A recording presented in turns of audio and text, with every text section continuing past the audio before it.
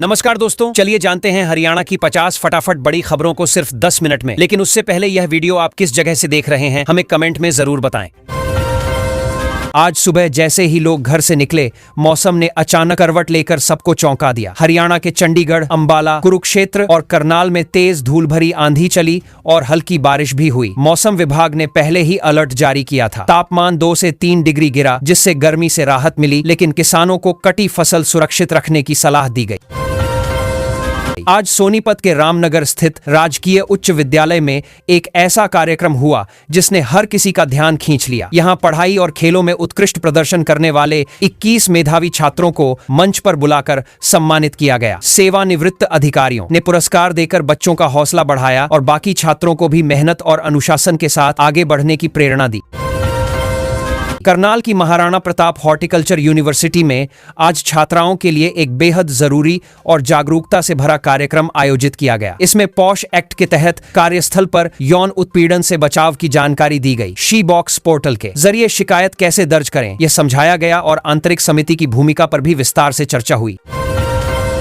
फरीदाबाद के सूरजकुंड में इस साल होने वाले मैंगो फेस्टिवल को लेकर आज बड़ी तैयारियों की शुरुआत कर दी गई। अधिकारियों की बैठक में तय हुआ कि इस बार कार्यक्रम को बड़े स्तर पर आयोजित किया जाएगा। हरियाणा के किसान अपनी विभिन्न किस्मों के आम यहां है प्रदर्शित करेंगे, जिससे उन्हें बाजार मिलेगा और निर्यात बढ़ाने में भी मदद मिलेगी।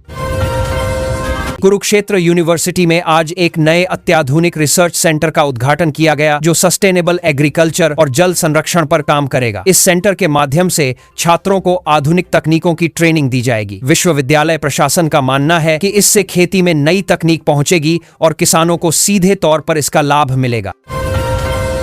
हिसार के महाराजा अग्रसेन एयरपोर्ट से आज 2 नई उड़ानों को मंजूरी दी गई है, जिससे कनेक्टिविटी बेहतर होगी। अब यहां से जयपुर और अमृतसर के लिए सीधी फ्लाइट शुरू की जाएगी। इससे व्यापारियों और पर्यटकों को फायदा मिलेगा। सरकार हिसार को एक बड़े एविएशन हब के रूप में विकसित करने की दिशा में लगातार काम कर रही है। फरीदाबाद में आज ग्रीन सिटी अभियान की शुरुआत की गई, जिसके तहत पूरे शहर में 50,000 नए पौधे लगाए जाएंगे। नगर निगम ने स्थानीय लोगों को भी इस मुहिम से जोड़ते हुए हर परिवार को एक पौधा अपनाने के लिए प्रेरित किया है। इसका मुख्य उद्देश्य प्रदूषण को कम करना और शहर के पर्यावरण को बेहतर बनाना है। पंचकूला में आईटी पार्क के दूसरे चरण के विस्तार को आज आधिकारिक मंजूरी मिल गई है। इसके लिए जमीन का आवंटन भी पूरा हो चुका है। इस प्रोजेक्ट के तहत करीब 10,000 युवाओं को रोजगार मिलने की उम्मीद है। कई बड़ी आईटी कंपनियों ने यहां निवेश में रुचि दिखाई है, जिससे शहर को नया टेक हब बनाया जाएगा। रोहतक में खिलाड़ियों के लिए सरकार ने आज एक बड़ी पहल करते हुए डाइट सब्सिडी योजना शुरू की है। इसके तहत जिला स्तर पर अभ्यास कर रहे खिलाड़ियों को हर महीने पोषण भत्ता सीधे उनके बैंक खातों में भेजा जाएगा। खेल विभाग का मानना है कि डाइट सब्सिडी योजना समय और 14 स्थानों पर 12 के खातों में, इससे खिलाड़ियों की फिटनेस और प्रदर्शन दोनों में सुधार देखने को मिलेगा। झज्जर जिले में आज एक बड़े सौर ऊर्जा प्लांट की आधारशिला रखी गई है। यह प्लांट अगले 6 महीनों में बनकर तैयार होगा और आसपास के करीब 20 गांवों को बिजली की आपूर्ति करेगा। सरकार इस प्रोजेक्ट के जरिए स्वच्छ ऊर्जा को बढ़ावा देना चाहती है और किसानों को भी सोलर पैनल लगाने के लिए प्रोत्साहित कर रही है।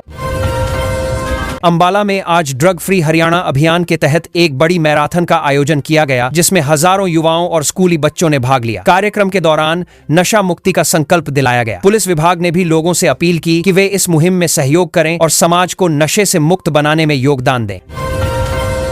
सिरसा और फतेहाबाद के किसानों के लिए आज कृषि विभाग ने कपास की खेती को लेकर नई एडवाइजरी जारी की है। वैज्ञानिकों ने कम पानी में अधिक पैदावार देने वाली किस्मों के बीज इस्तेमाल करने की सलाह दी है। साथ ही गुलाबी सुंडी से बचाव के उपाय भी बताए गए, ताकि किसानों को किसी प्रकार का नुकसान न हो। गुरुग्राम में जल संकट को देखते हुए आज नीर रक्षक नाम का एक नया मोबाइल ऐप लॉन्च किया गया है। इस ऐप के जरिए लोग पानी की बर्बादी की शिकायत दर्ज कर सकते हैं और रेन वाटर हार्वेस्टिंग की स्थिति भी अपडेट कर सकते हैं। नियम तोड़ने वालों के पर जुर्माना लगाया जाएगा, जबकि अच्छे कार्य करने वालों को सम्मान मिलेगा। भिवानी के भीम स्टेडियम में आज राज्य स्तरीय कबड्डी प्रतियोगिता की शुरुआत हुई, जिसमें हरियाणा के सभी जिलों की टीमें भाग ले रही हैं। 3 दिन तक चलने वाले इस टूर्नामेंट में खिलाड़ियों का उत्साह देखने लायक है। विजेता टीम को नकद पुरस्कार और प्रमाण पत्र दिए जाएंगे, जिससे उनके करियर को आगे बढ़ने में मदद मिलेगी। पानीपत में हैंडलूम और टेक्सटाइल उद्योग को बढ़ावा देने के लिए मई महीने में एक बड़े अंतर्राष्ट्रीय एक्सपो का आयोजन किया जाएगा। इसकी तैयारियों को लेकर आज बैठक हुई। इसमें 30 से ज्यादा देशों के खरीदार आने की संभावना है, जिससे स्थानीय उद्योगों को नए ऑर्डर मिलेंगे और कारीगरों की आय बढ़ेगी। रेवाड़ी जिले के 5 गांवों में लाइब्रेरी का निर्माण कार्य पूरा हो चुका है और इनका उद्घाटन जल्द किया जाएगा। इन लाइब्रेरी में छात्रों को मुफ्त वाई-फाई और डिजिटल स्टडी मटेरियल उपलब्ध कराया जाएगा। इससे ग्रामीण क्षेत्रों के छात्रों को प्रतियोगी परीक्षाओं की तैयारी में काफी सुविधा मिलेगी। जींद के सफीदों क्षेत्र को वेजिटेबल क्लस्टर के रूप में विकसित करने की योजना को आज मंजूरी मिल गई है। इस प्रोजेक्ट के तहत किसानों को सब्जियों की पैकिंग, ग्रेडिंग और कोल्ड स्टोरेज की सुविधा एक ही स्थान पर मिलेगी। इससे किसानों को उनकी फसल का सही दाम मिलेगा और बिचौलियों पर निर्भरता कम होगी।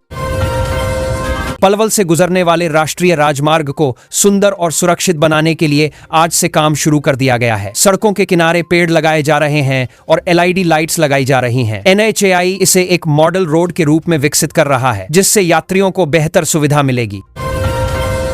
चंडीगढ़ और पंचकूला के बीच प्रस्तावित मेट्रो परियोजना को लेकर आज प्रारंभिक सर्वे शुरू किया गया है। इंजीनियरों की टीम ने संभावित स्टेशनों के स्थानों का निरीक्षण किया। इस प्रोजेक्ट के पूरा होने से ट्रैफिक जाम की समस्या कम होगी और लोगों का सफर आसान और तेज हो जाएगा। ऐसा लग रहा था जैसे इस बार किसानों को लंबा इंतजार नहीं करना पड़ेगा। रबी फसलों की खरीद में तेजी आई और सरकार ने करीब 1200 करोड़ रुपए सीधे किसानों के खातों में भेज दिए। मंडियों में व्यवस्था बेहतर करने के लिए 48 घंटे में उठान का नियम लागू किया गया, ताकि भीड़ और देरी से किसानों को नुकसान न हो। कुछ बड़ा होने वाला है, इसका अंदाजा पहले ही लग गया था। फरीदाबाद से पलवल तक मेट्रो विस्तार का सर्वे अब अंतिम चरण में पहुंच गया है। करीब 10 किलोमीटर के इस रूट से लाखों लोगों को फायदा मिलेगा। अब DPR बनकर केंद्र सरकार को भेजी जाएगी, जिससे दिल्ली NCR की कनेक्टिविटी और मजबूत होने की उम्मीद है। लोगों को पानी की कमी से राहत देने की तैयारी तेज हो गई है। नूह में 50 नए अमृत सरोवर बनाने की मंजूरी मिली है। इसका मकसद बारिश के पानी को बचाना और भूजल स्तर सुधारना है। पंचायतों को पुराने तालाब जल्दी तैयार करने को कहा गया है, जिससे रोजगार भी मिलेगा और पानी की समस्या भी कम होगी। सड़कों पर अब बदलाव साफ नजर आने वाला है। हरियाणा रोडवेज में 200 इलेक्ट्रिक बसें शामिल की जा रही हैं। शुरुआत बड़े शहरों से होगी, जहां प्रदूषण ज्यादा है। चार्जिंग स्टेशन बनाने का काम शुरू हो चुका है और जून तक पहली बसें चलने लगेंगी, जिससे सफर सस्ता और पर्यावरण के लिए बेहतर बनेगा। अब लग रहा है कि सरकारी स्कूलों में पढ़ाई का पूरा माहौल बदलने वाला है। 500 स्कूलों में स्मार्ट लैब और डिजिटल क्लास शुरू हो रही हैं, जहां बच्चे कंप्यूटर, कोडिंग और नई तकनीक सीखेंगे। शिक्षकों को भी खास ट्रेनिंग दी जा रही है, ताकि गांव के छात्रों को भी शहर जैसी आधुनिक और बेहतर शिक्षा मिल सके। माहौल कुछ अलग था, जैसे बड़ा संदेश देने की तैयारी हो। पंचकूला में सरकार ने नशे के खिलाफ अभियान चलाया, जहां युवाओं को खेलों की तरफ बढ़ने को कहा गया। पुलिस ने ड्रग तस्करों पर शिकंजा कसना तेज किया है और उनकी संपत्ति जब्त की जा रही है। स्कूलों में भी एंटी ड्रग टीमें बनाई जाएंगी। अब मरीजों को इलाज के लिए दूर दूर भटकने की जरूरत नहीं पड़ेगी। अंबाला छावनी के सिविल अस्पताल में नई मल्टी स्पेशलिटी विंग शुरू हो गई है। यहाँ दिल और डायलिसिस की आधुनिक सुविधाएं मिलेंगी। इससे आसपास के जिलों के लोगों को अपने ही इलाके में बेहतर इलाज आसानी से मिल पाएगा। चरखी दादरी में कौशल विकास केंद्र का विस्तार करते हुए 3 नए कोर्स शुरू किए गए हैं, जिनमें डेटा एनालिटिक्स, सोलर टेक्नीशियन और डिजिटल मार्केटिंग शामिल है। ये कोर्स युवाओं को रोजगार के लिए तैयार करेंगे और पूरी तरह से मुफ्त होंगे। ट्रेनिंग के बाद प्लेसमेंट में भी सहायता प्रदान की जाएगी। हरियाणा पुलिस को मजबूत बनाने के लिए आज 100 नई हाईटेक पेट्रोलिंग गाड़ियां शामिल की गई हैं। इन वाहनों में GPS और आधुनिक संचार उपकरण लगे हैं, जिससे कंट्रोल रूम से सीधा संपर्क रहेगा। इससे पुलिस की प्रतिक्रिया समय में सुधार होगा और कानून व्यवस्था को और मजबूत किया जा सकेगा। कैथल में किसानों के लिए मिट्टी स्वास्थ्य कार्ड अभियान शुरू किया गया है, जिसके तहत खेतों की मिट्टी की जांच की जाएगी। किसानों को बताया जाएगा कि उनकी जमीन में कौन से पोषक तत्वों की कमी है। इससे वे सही मात्रा में खाद का उपयोग कर पाएंगे और खेती की लागत कम होगी। महेंद्रगढ़ में हरियाणा केंद्रीय विश्वविद्यालय का स्थापना दिवस बड़े उत्साह के साथ मनाया गया। इस अवसर पर मेधावी छात्रों को डिग्रियां और पदक दिए गए। विश्वविद्यालय प्रशासन ने बताया कि अब कई विदेशी संस्थानों के साथ मिलकर शोध कार्य किया जा रहा है, जिससे शिक्षा का स्तर और बेहतर होगा। यमुनानगर में प्रदूषण को नियंत्रित करने के लिए प्रदूषण नियंत्रण बोर्ड ने नई गाइडलाइंस जारी की हैं। अब सभी पेपर मिलों को वाटर रिसाइकलिंग प्लांट लगाना अनिवार्य होगा। नियमों का पालन करने वाली इकाइयों को सरकार की ओर से इंसेंटिव भी दिया जाएगा, जिससे उद्योग और पर्यावरण दोनों को संतुलन मिलेगा। फतेहाबाद में बेटी बचाओ बेटी पढ़ाओ अभियान के तहत एक विशेष कार्यक्रम आयोजित किया गया, जिसमें बेटियों को आगे बढ़ाने वाले परिवारों को सम्मानित किया गया। ग्राम पंचायतों को भी पुरस्कृत किया गया, जिन्होंने लिंगानुपात सुधार में योगदान दिया है। इससे समाज में सकारात्मक सोच को बढ़ावा मिला है। हिसार में कुछ बड़ा बदलाव दिखने वाला है। एयरपोर्ट का रनवे अब इतना तैयार हो चुका है कि बड़े कार्गो विमान उतर सकेंगे। इसे इंटरनेशनल कार्गो हब बनाने की योजना है, जिससे व्यापार और उद्योग को बढ़ावा मिलेगा और आसपास के लोगों के लिए रोजगार के नए मौके बनेंगे। इस बार सरकार ने पराली की समस्या को लेकर पहले से तैयारी कर ली है। किसानों को मशीनें लेने के लिए 50 से 80% तक सब्सिडी दी जा रही है। ऑनलाइन आवेदन शुरू हो गए हैं, जिससे किसान आसानी से उपकरण ले सकेंगे और खेतों में पराली जलाने की जरूरत कम हो जाएगी। कैंसर मरीजों के लिए बड़ी राहत सामने आई है। रोहतक पीजीआई में नई कैंसर यूनिट शुरू हुई है, जहां एक दिन में 50 से ज्यादा मरीजों को कीमोथेरेपी दी जा सकेगी। इससे पहले लंबा इंतजार करना पड़ता था, लेकिन अब इलाज जल्दी और व्यवस्थित तरीके से मिल पाएगा। प्रशासन ने अब अवैध खनन को लेकर सख्ती दिखानी शुरू कर दी है। यमुनानगर में छापेमारी के दौरान 5 मशीनें और 10 डंपर जब्त किए गए हैं। 12 लोगों पर केस दर्ज हुआ है और सरकार ने साफ कर दिया है कि पर्यावरण नियम तोड़ने वालों पर लगातार कड़ी कार्रवाई की जाएगी। बच्चों और महिलाओं के स्वास्थ्य को लेकर सरकार ने एक नई शुरुआत की है। आंगनवाड़ी केंद्रों में पोषण किट बांटी जा रही हैं, जिनमें मिलेट्स, विटामिन और जरूरी जानकारी शामिल है। इसका मकसद कुपोषण को कम करना और लोगों को सही खान पान के बारे में जागरूक बनाना है। छात्रों के लिए इंतजार अब खत्म होने वाला है। हरियाणा बोर्ड ने कॉपियों का मूल्यांकन पूरा कर लिया है और रिजल्ट तैयार करने का काम अंतिम चरण में है। उम्मीद की जा रही है कि मई के पहले हफ्ते में नतीजे घोषित कर दिए जाएंगे, जिससे लाखों छात्रों को राहत मिलेगी।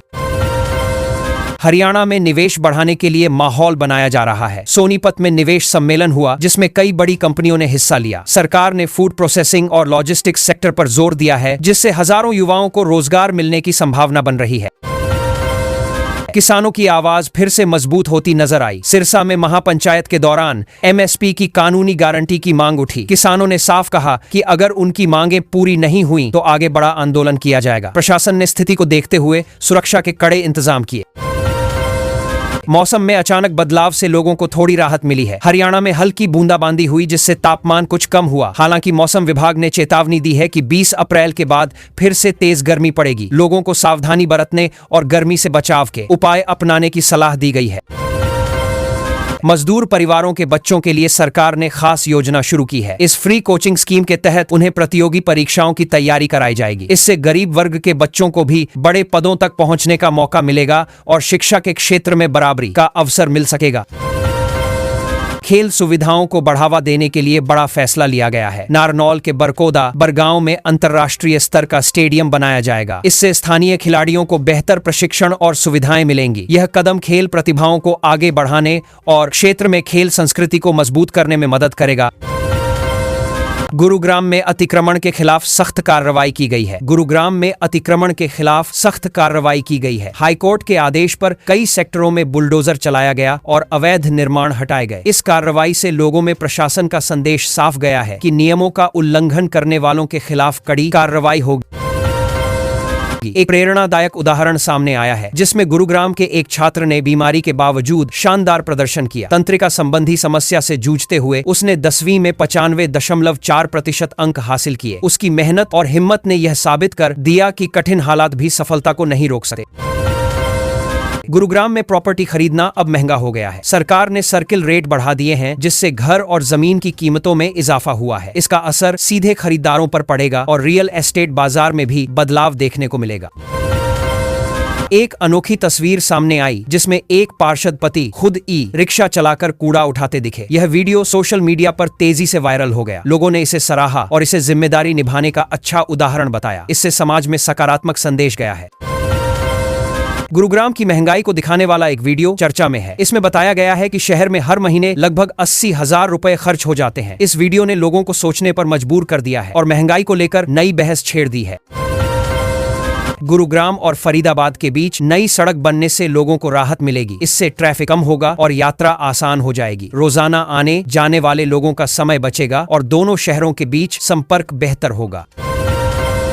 गुरुग्राम में ट्रैफिक समस्या के समाधान के लिए नई योजना पर काम चल रहा है। GDMI पॉड टैक्सी की संभावनाओं का अध्ययन कर रहा है और जल्द सर्वे शुरू किया जाएगा। अगर यह योजना लागू होती है तो शहर की यातायात व्यवस्था में बड़ा सुधार देखने को मिल सकता है। Smart city